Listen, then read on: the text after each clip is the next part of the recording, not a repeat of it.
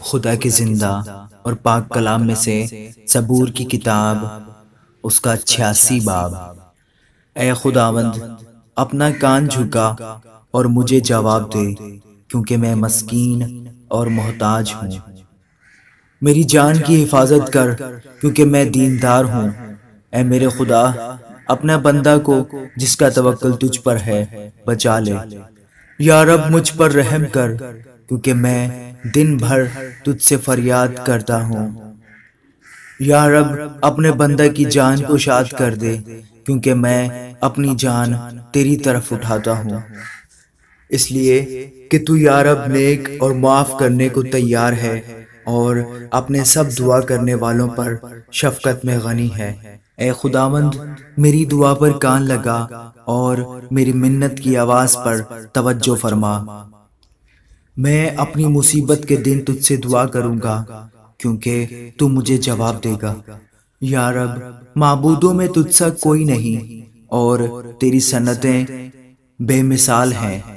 یا رب، سب قومیں جن کو تو نے بنایا آ کر تیرے حضور سجدہ کریں گی اور تیرے نام کی تمجید کریں گی، کیونکہ تو بزرگ ہے اور عجیب و غریب کام کرتا ہے۔ تو ہی واحد خدا ہے۔ اے خداوند، مجھ کو اپنی راہ کی تعلیم دے، میں تیری راستی میں چلوں گا۔